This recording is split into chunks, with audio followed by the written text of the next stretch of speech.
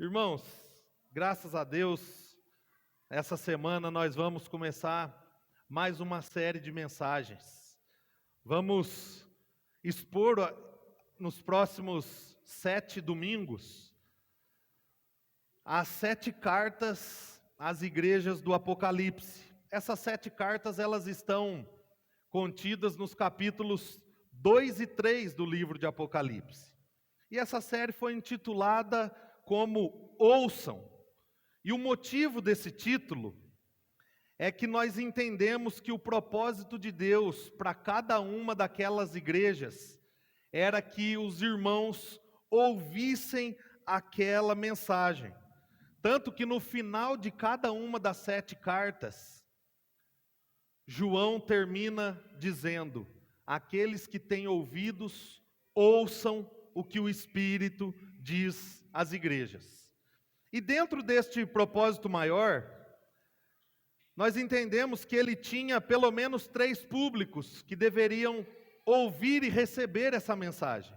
Primeiro, os líderes de cada igreja, os pastores, a quem as cartas são destinadas primariamente, ao anjo da igreja, ao líder da igreja, ao pastor da igreja.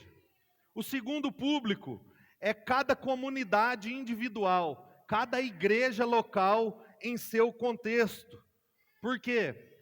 Porque João ele relata a condição de cada igreja individualmente. Jesus se importa em expor a condição individual de cada igreja. E o terceiro público são as igrejas universais, todas as igrejas de todos os tempos, porque de fato, quando ele termina cada carta, ele diz: aqueles que têm ouvidos, ouçam o que o Espírito diz às igrejas. Então, o nosso desejo e a nossa oração com essa série de mensagens é que nós possamos ouvir a voz de Deus.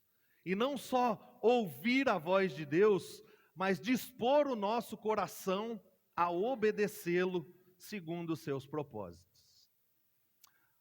Mas, irmãos, eu acredito que muitos de nós aqui já tiveram a experiência de conversar com casais que estão juntos há muito tempo, muitos anos. Quando eu falo muitos anos, acima de 15 anos.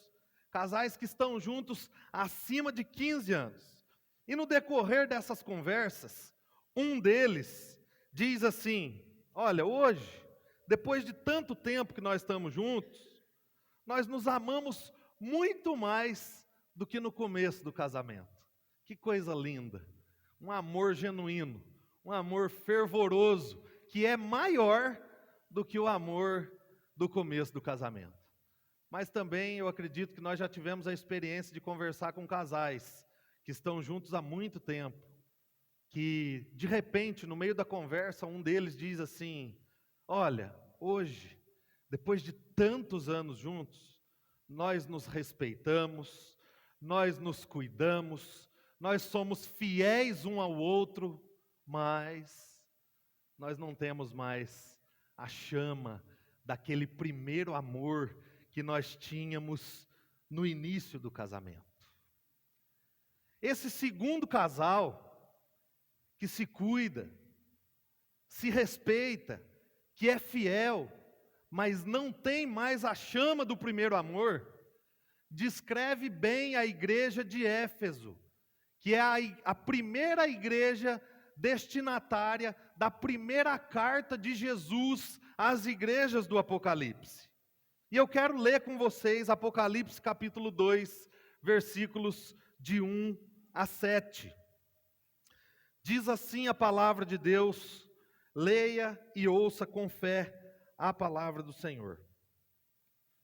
Ao anjo da igreja em Éfeso, escreva: estas são as palavras daquele que tem as 7 estrelas em sua mão direita e anda entre os 7 candelabros de ouro. Conheço as suas obras, o seu trabalho árduo e a sua perseverança.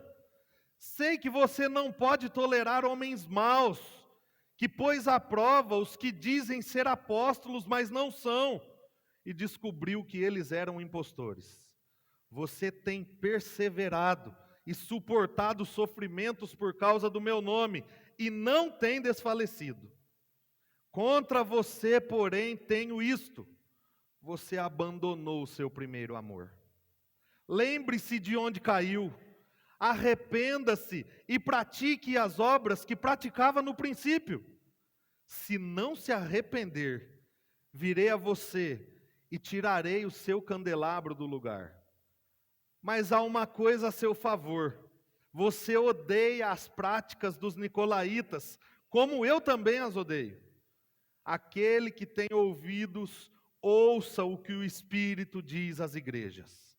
Ao vencedor, darei o direito de comer da árvore da vida que está no paraíso de Deus. Vamos orar?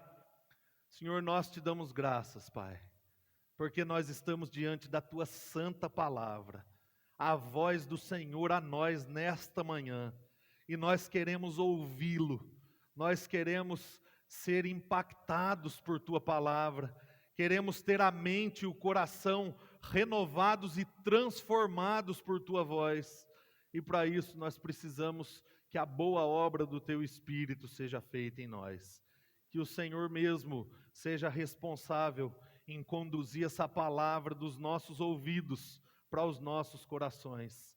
Nós cremos assim e nós oramos gratos e alegres em nome de Jesus. Amém. Irmãos, o livro de Apocalipse, conhecido também como o livro das Revelações, ele foi escrito pelo apóstolo João, o mesmo que escreveu o Evangelho de João e escreveu as cartas de 1º, 2º e 3º a João. E João, quando escreveu o Apocalipse, estava preso, estava exilado numa ilha chamada Ilha de Patmos. Patmos era uma ilha grega, localizada no extremo norte do Mar Egeu, na costa leste da atual Turquia. E a maioria dos estudiosos dizem que João foi exilado para a ilha de Patmos entre os anos 95 e 96 depois de Cristo, já no final do ministério do apóstolo João. E quando João estava lá, exilado na ilha de Patmos, João recebe de Deus a revelação daquilo que estava acontecendo com a igreja e do que aconteceria nos tempos vindouros, na vida da igreja. Por isso, então, Apocalipse, que significa revelação, é o livro das revelações, porque João recebe a revelação de Deus do que estava acontecendo e do que aconteceria também no futuro. Mas, normalmente, quando nós falamos de Apocalipse, as pessoas ficam com medo. Quando eu era criança e tinha aquela Bíbliazinha azul, o Novo Testamento, Salmos e Provérbios, me dava desespero quando eu ia abrir para ler e caía no Apocalipse. Então, normalmente, quando se fala do livro de Apocalipse, as pessoas têm medo. Por quê? Porque João usa muitas figuras de linguagem para descrever as revelações que ele estava recebendo de Deus. João, por exemplo, fala de olhos de fogo. João fala de boca como uma espada. João fala de chuvas de meteoros. João fala de dragões de 7 cabeças. João fala de uma besta que desce, que está em cima da terra, e uma besta que se levanta de dentro do mar. E aí por diante. Muitas figuras de linguagens são usadas para João descrever as revelações que ele está recebendo de Deus. Mas ao contrário do que muitos pensam, Apocalipse é um livro que, ao invés de nos causar medo, deve nos encher de esperança e nos encorajar a permanecer fiéis até o fim. No livro de Apocalipse, nós somos lembrados que a história não está fora de controle. Ela continua no controle soberano de Deus. nós somos lembrados que perseguições, sofrimentos, oposições e até a morte não são sinônimos de derrota para o cristão. Pelo contrário, é a vitória garantida para o cristão por meio do que Cristo fez por cada um de nós. A nossa vitória está garantida. Apocalipse nos lembra disso, e nos lembra que nos tempos vindouros, na consumação de todas as coisas, nós desfrutaremos dessa vitória por completo, porque Cristo já conquistou essa vitória no nosso lugar. Então o livro de Apocalipse, sim, nos lembra que nós somos mais do que vencedores em Cristo Jesus. E dentro dessa mensagem de esperança, 7 cartas são destinadas para 7 igrejas da província da Ásia. Jesus dita para João o que ele quer que as igrejas recebam da sua parte. E no capítulo 1, nos versículos 4 e 5, diz o seguinte: João, às 7 igrejas da província da Ásia, a vocês graça e paz da parte daquele que era e que há de vir, dos 7 espíritos que estão diante do seu trono e de Jesus Cristo, que é a testemunha fiel, o primogênito dentre os mortos e os soberanos dos reis da terra. E nos versículos 19 e 20, João continua dizendo, recebendo a revelação de Deus: escreva, pois, as coisas que você viu, tanto as presentes como as que acontecerão.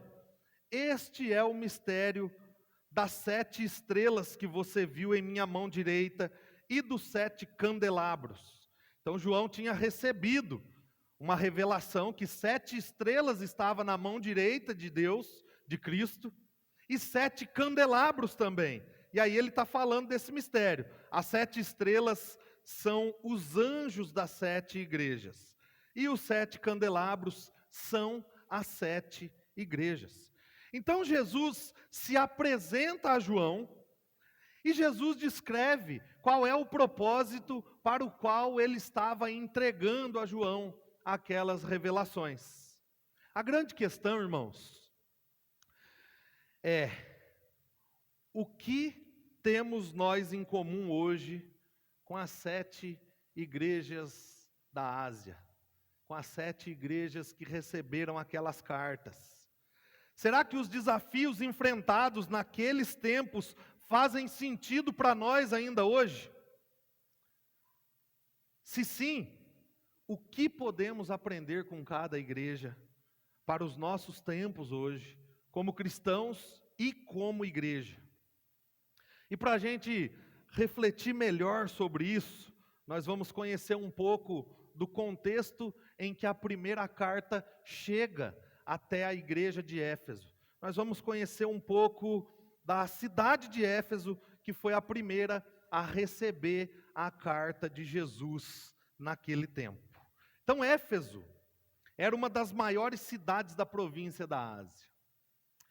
Era um grande centro comercial, inclusive com artefatos religiosos, porque ela tinha o grande templo de adoração à deusa Ártemis, também conhecida pelos romanos como Diana, a deusa do sol, a deusa da natureza, a deusa da pureza.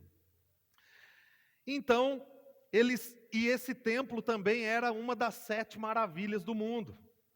Então, Éfeso era um lugar de comércio, inclusive de comércio religioso. Os estudiosos dizem que Éfeso tinha um panteão de deuses, muitos e muitos deuses, templos em cada esquina, e os maiores templos também estavam localizados em Éfeso. Por outro lado, Éfeso também tinha um templo de adoração ao Império Romano, ao imperador romano. E para ajudar o Império Romano que dominava sobre a região de Éfeso, sobre todo aquele lugar, ele exigia que todas as pessoas da cidade, inclusive os cristãos, fossem adeptos da frase: César é o Senhor. Tudo naquela cidade, irmãos, enchia os olhos do povo. Sabe quando, eu fico imaginando, né? Eu nunca fui, mas quando você chega em Nova York e começa a olhar aquilo e fala, meu Deus, que lugar. Eu só vi em filme, né? E só vi na internet. Mas imagine, quando você começa a olhar e fala, meu Deus, o que é isso? Aí você começa a ver os cassinos. Aí você começa a ver a prostituição a olho nu. E o teu coração começa a ser roubado por aquilo. Começa a desejar aquilo. Você quer viver tudo aquilo, porque é lindo. Então vamos viver a vida. Éfeso era essa cidade, irmãos. Éfeso enchia os olhos de todo o povo. E a igreja estava no meio dessa cidade. Mas os cristãos não faziam parte do comércio religioso. Não se curvavam em adoração a Artemis, a Diana. E também não se submetiam a dar uma honra e uma glória que era de Jesus para um homem. Ao invés de dizer César é o Senhor, os cristãos diziam Jesus Cristo é o Senhor. E qual era o resultado disso, irmãos? Perseguição, oposição e sofrimento. Então a igreja de Éfeso não se submetia a ter compromisso algum com outras religiões, muito menos com a adoração ao Império Romano. A igreja estava enfrentando o grande desafio de permanecer firme em meio aos perigos doutrinários, religiosos e os perigos governamentais que se levantariam contra ela por causa da sua fidelidade a Jesus.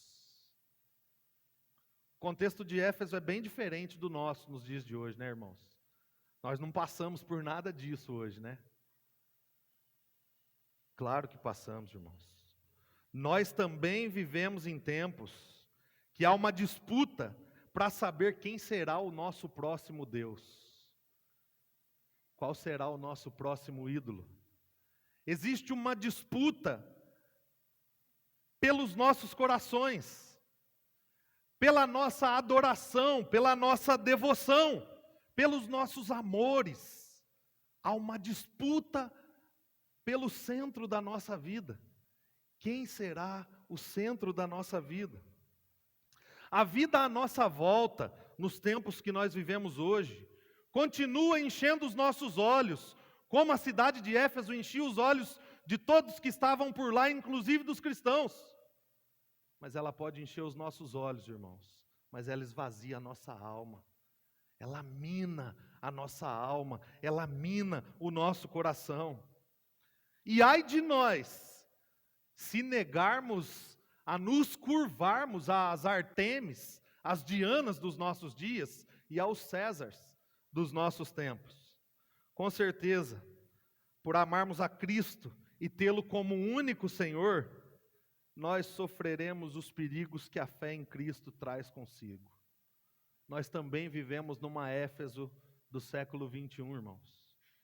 Nós também enfrentamos os mesmos desafios. Mas diante disso, a igreja precisa de um consolo. A igreja precisa de uma fonte segura de esperança. E aqui nós aprendemos a primeira lição. Nós aprendemos que a igreja nunca está sozinha em meio aos seus desafios, porque Jesus está entre nós. Versículo 1, João começa dizendo: ao anjo da igreja de Éfeso, em Éfeso, escreva.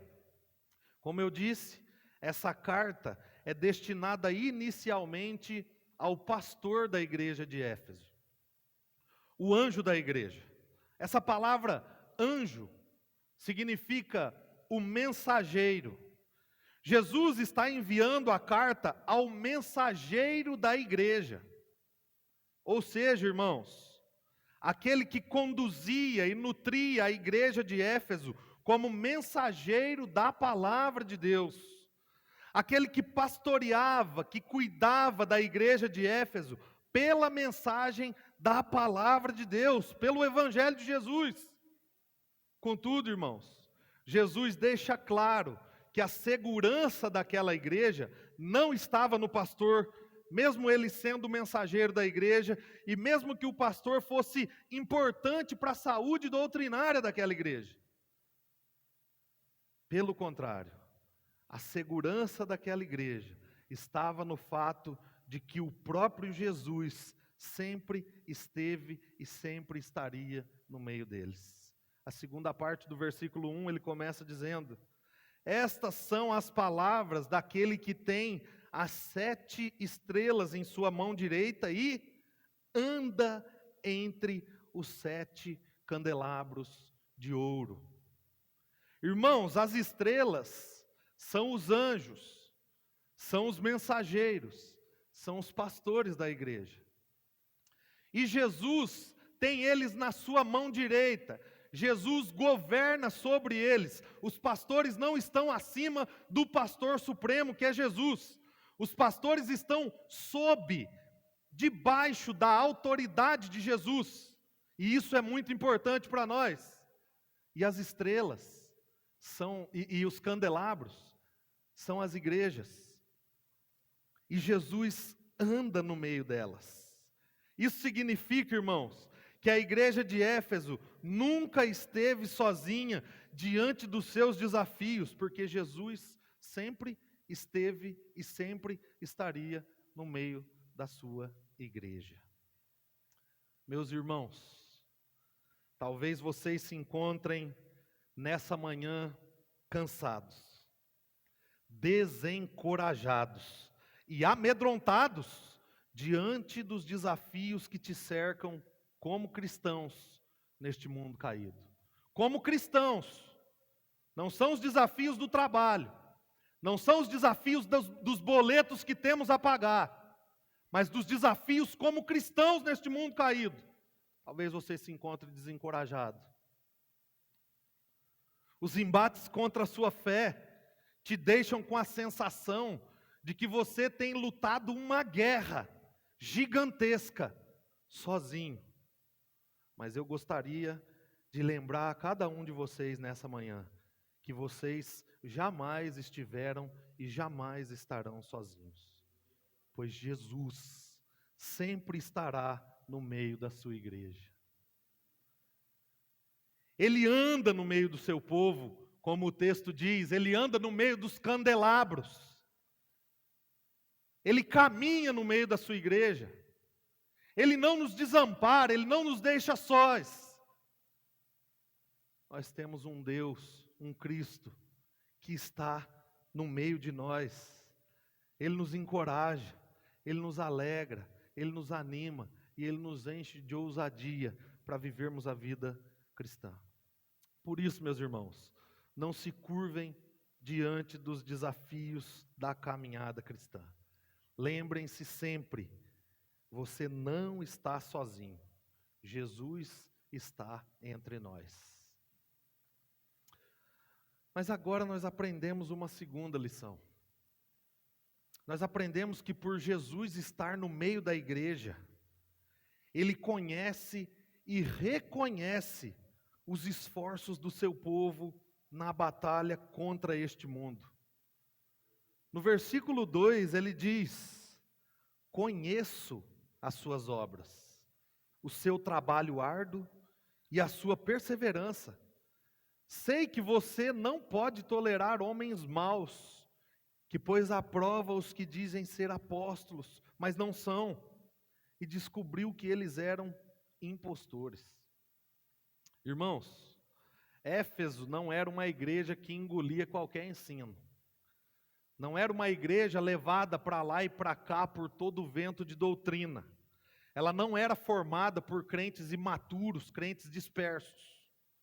Pelo contrário, Éfeso era uma igreja madura e bem formada doutrinariamente pelo Evangelho.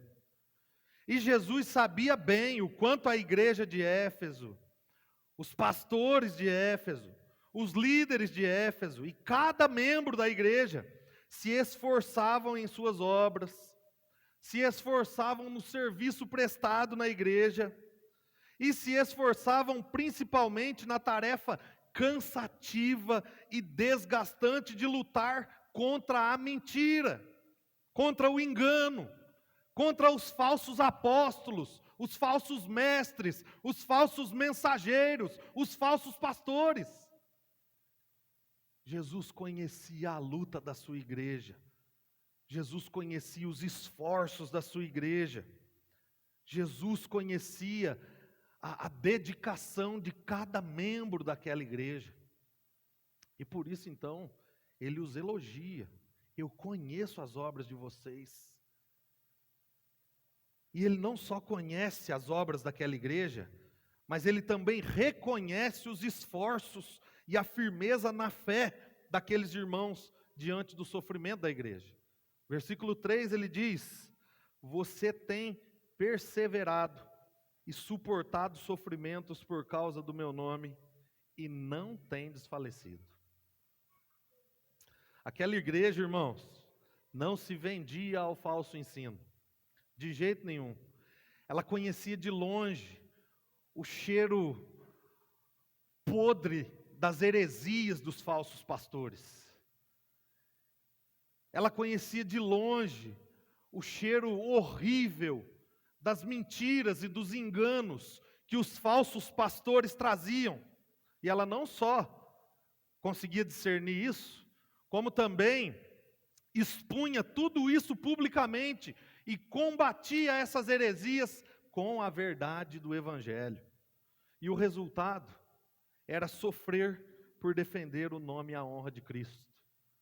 Aqueles irmãos, por serem fiéis a Cristo, a sua palavra, as verdadeiras bases da fé cristã, por não terem medo de colocar falsos mestres e falsos pastores para fora da porta da igreja, sofria perseguições severas. E eu queria que vocês pensassem também comigo hoje. O Cristo que está no meio da igreja também conhece e reconhece cada um dos seus serviços e dos seus esforços neste mundo caído. Você não está esquecido. Você não pode pensar que não tem ninguém olhando para os seus esforços na caminhada cristã, porque Jesus conhece os seus esforços. Jesus sabe dos serviços que você tem prestado ao reino de Deus neste mundo caído. E Ele tem visto, irmãos, o quanto nós nos importamos com o ensino. Ele tem visto o quanto nós nos importamos com a doutrina, com a boa pregação, e o quanto nos importamos que as pessoas, ao invés de serem manipuladas, tenham clareza por causa da sua palavra e por causa do Evangelho. Ele reconhece a nossa luta contra a mentira, contra o engano, e Ele reconhece que a verdade tem afastado, sim, falsos mestres, falsos pastores do meio da nossa igreja. Jesus reconhece isso. Isso significa, irmãos, que Jesus vem a nós sabendo exatamente quem nós somos e o que nós estamos fazendo. Nós não estamos tão distantes assim que os olhos do Senhor não estejam postos sobre nós. Nós não somos tão insignificantes assim que o amor do Senhor não esteja vindo ao nosso encontro. Ele vem a nós conhecendo cada pequeno detalhe da nossa caminhada. Ele não é alguém que nos enche de críticas sem reconhecer os nossos esforços. Não, esse não é o Jesus da Bíblia. Pelo contrário, Ele conhece e reconhece todas as nossas obras, todo o nosso trabalho e a nossa perseverança na caminhada cristã. Ele sabe quando a gente para e pensa assim, nossa, não está fácil. A Bíblia diz que antes que as palavras venham à nossa boca, Ele já conhece cada uma delas. Ele sabe da nossa luta, irmãos. Por isso, siga firme, meu irmão e minha irmã. Continue trabalhando arduamente, com perseverança. Continue amando a verdade do Evangelho e lutando por ela, porque essa luta sim vale a pena, é a única que vale a pena. Continue suportando os sofrimentos por causa do nome de Cristo. Ele não só está entre nós, Ele também reconhece cada um dos nossos esforços. Ele reconhece o nosso trabalho. Mas o texto nos ensina uma outra lição.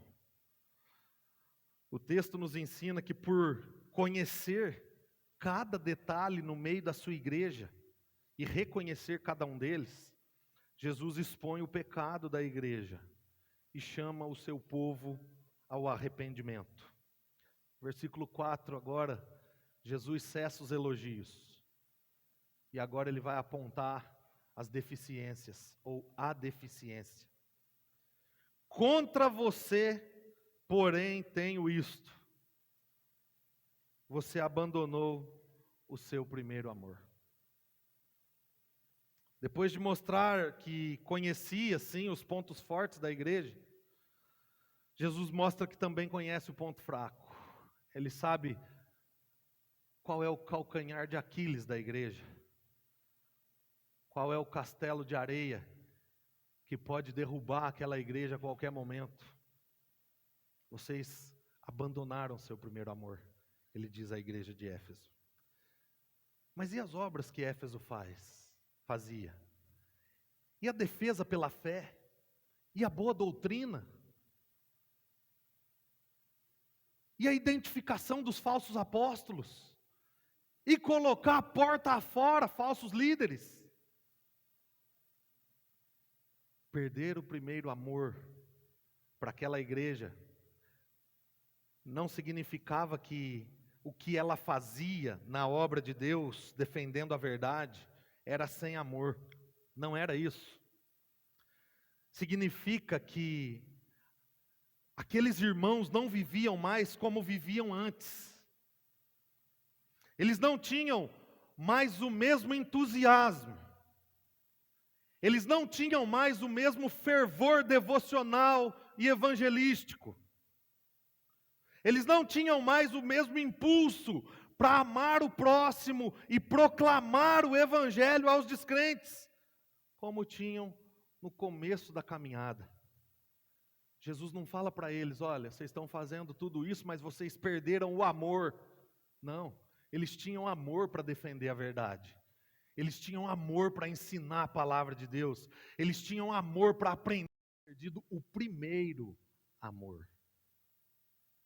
Eles tinham perdido o amor do início da caminhada. O amor do período da conversão. Eles tinham deixado de lado o combustível que a verdade que eles tinham tanto amor precisava para seguir junto. Éfeso não era uma igreja recém-plantada, irmãos. Jesus não está falando por uma igreja de 3 anos. Éfeso tinha aproximadamente de 30 a 40 anos quando recebe essa carta. No início, quando Paulo plantou aquela igreja, olha quais eram as obras daquela igreja.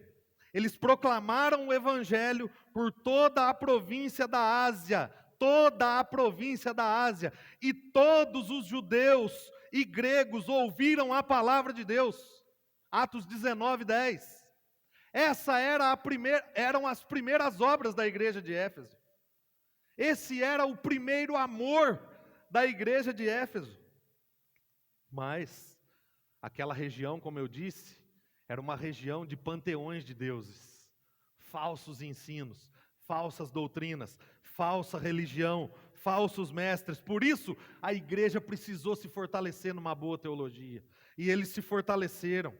Eles foram bem ensinados pelos pastores que passaram por ela no decorrer desses 30, 40 anos. Quem foram os pastores da igreja de Éfeso? Primeiro, Paulo, que fica ali por 3 anos e meio, 2 anos e meio, 3 anos. Segundo, Timóteo, aproximadamente 8 a 10 anos depois, Timóteo vai pastorear essa igreja. Terceiro, o próprio apóstolo João. Era uma igreja fundamentada na Escritura, fundamentada na boa doutrina, bem ensinada pelos seus pastores ortodoxos, reformados. Contudo, irmãos, a ortodoxia reformada, que combatia os falsos ensinos, havia roubado deles o primeiro amor. Havia enfraquecido o coração deles. Havia enfraquecido o fervor, o amor, a paixão por Cristo e pelo perdido. Como aquele casal que eu falei no início, que está há 30 anos juntos, 20, 15, que é fiel. Eu não abro mão. Eu cuido e vou até o fim, vou até morrer. Eu defendo. Mas acabou-se o primeiro amor. Nós não temos mais o mesmo sentimento. E o chamado de Cristo para a igreja, nessa condição aqui, que havia perdido o fervor e o entusiasmo do primeiro amor, é: se arrependa e volte. Versículo 5. Lembrem-se de onde caiu. Arrependa-se e pratique as obras que praticava no princípio. Mas e se eu não quiser me arrepender? Se não se arrepender, virei a você e tirarei o seu candelabro do lugar dele. Irmãos, Jesus não só aponta o problema daquela igreja, mas ele dá a eles um caminho de correção do que estava errado. Eles deveriam praticar as obras que praticavam no passado, ter o mesmo fervor, o mesmo amor, o mesmo entusiasmo. Porque o arrependimento que Jesus chama essa igreja aqui, não é opcional, irmãos, é uma ordem, está no imperativo, é uma ordem que a igreja deve ouvir e obedecer, não era opcional. E se não fosse cumprida, ela viria seguido de uma promessa destruidora para aquela igreja. Aquela igreja viria ao fim. Tirarei o seu candelabro do lugar dele. Lembrem-se, os candelabros são as igrejas. Jesus, sim, está dizendo que se não houvesse arrependimento, aquela igreja chegaria ao fim. Os crentes não iam perder a salvação, irmãos. Eles iam continuar sendo salvos. Porque graças a Deus, quando é Jesus que nos salva, Ele nos leva até o fim. Eles não perderiam a salvação. Mas aquela igreja deixaria de existir, sim. E a grande pergunta, meus irmãos, é: como é que nós nos encontramos hoje? Como está o nosso primeiro amor? Avalie seu coração. Como está o nosso primeiro amor? Nós ansiamos por defender o Evangelho, mas nós também ansiamos por proclamar o Evangelho da verdade, para que outros sejam salvos. Nós amamos tão fervorosamente a Deus, a Jesus e a sua palavra, que nós queremos que outros conheçam, desejem e amem a Jesus junto conosco. Como está o seu primeiro amor, meu irmão e minha irmã? Avalie o seu coração diante de Deus. Talvez, irmãos, a nossa condição ainda é pior. Nós não temos 30, 40 anos defendendo a verdade e sofrendo. Nós temos 1, 2, 3, 4, 5 e já desfalecemos. Como está o seu primeiro amor, meu irmão e minha irmã? Talvez nós tenhamos os mesmos pontos fortes da igreja de Éfeso. Nós somos reformados, irmãos. Temos a sã doutrina. Somos ortodoxos.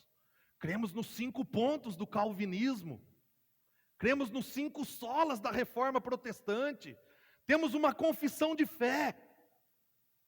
Cremos no credo apostólico. Nos credos ortodoxos da igreja. Pregamos de forma expositiva. Temos seminaristas na igreja. Nós somos ortodoxos. Defendemos a verdade a qualquer custo.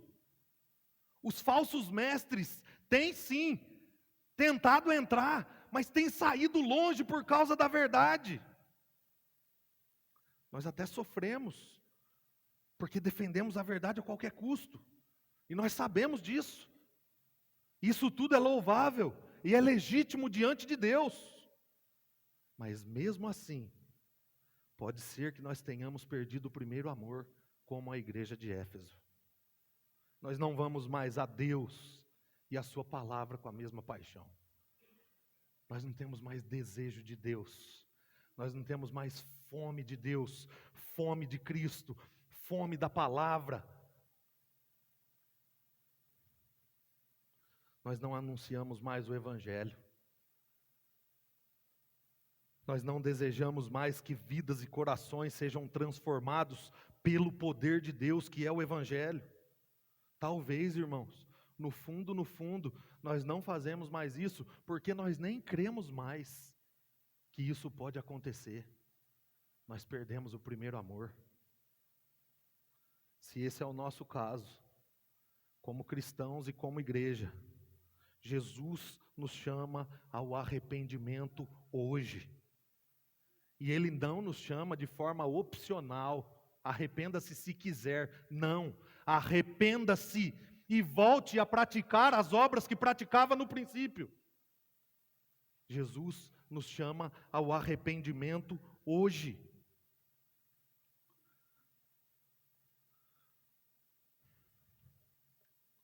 Se nós não nos arrependermos, irmãos, e não mudarmos a nossa conduta diante de Cristo,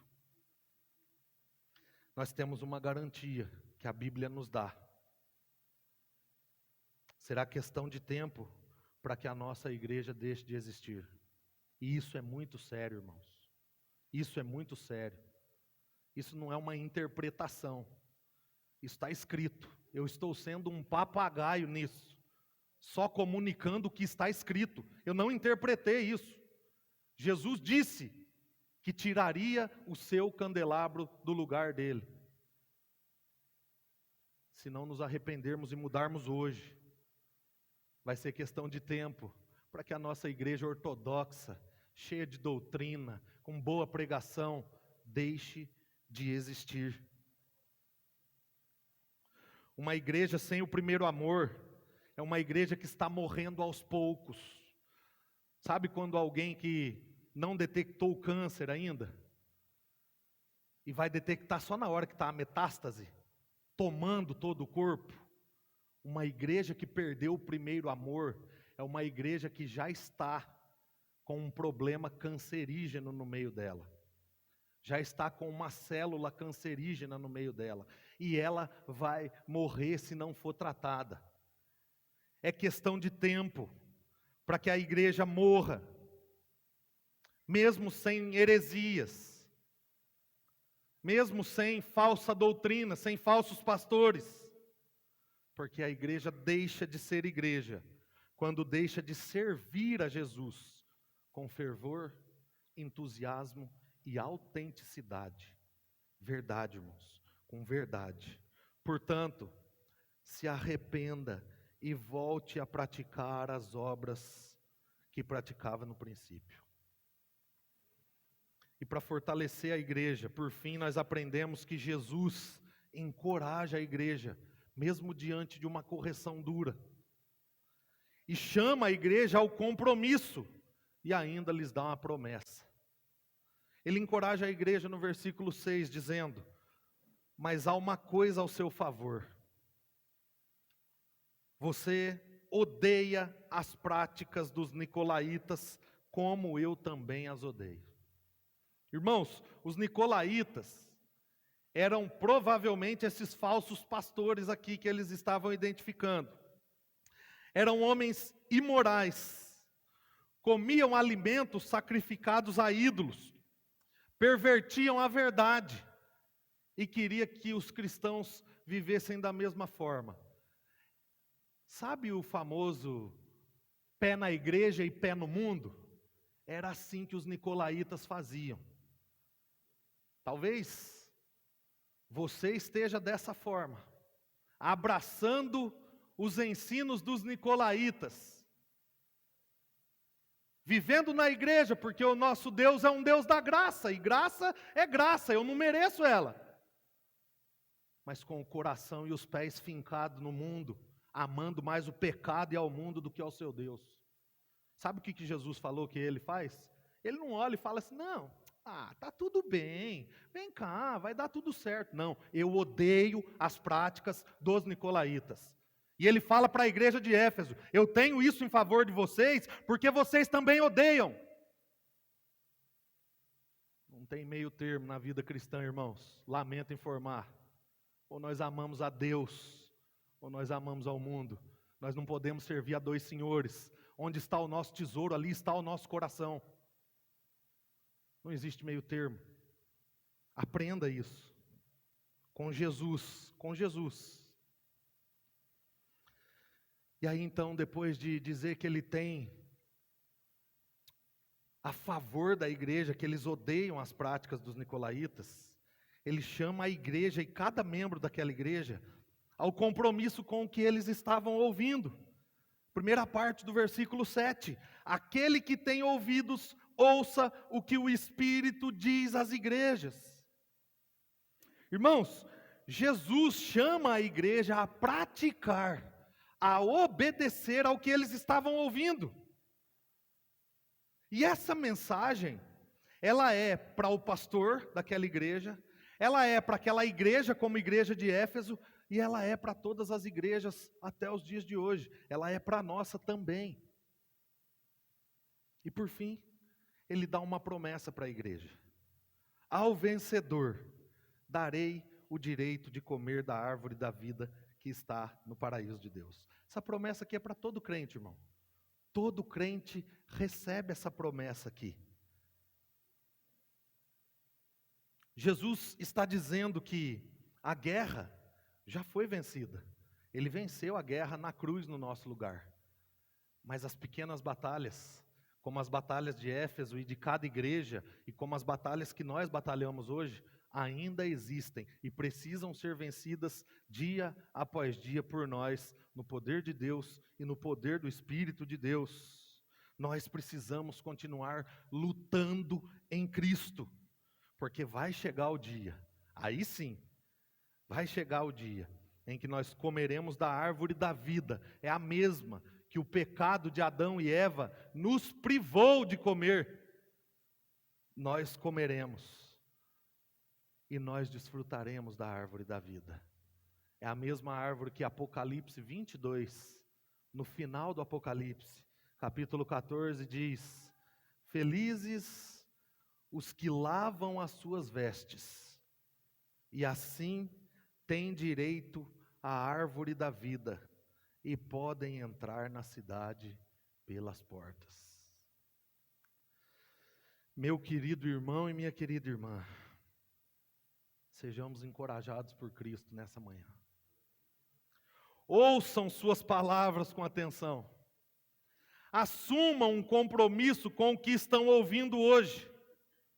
Depositem sua esperança no Cristo vencedor, que já venceu e garantiu que nós comeremos juntos da árvore da vida que está no paraíso de Deus.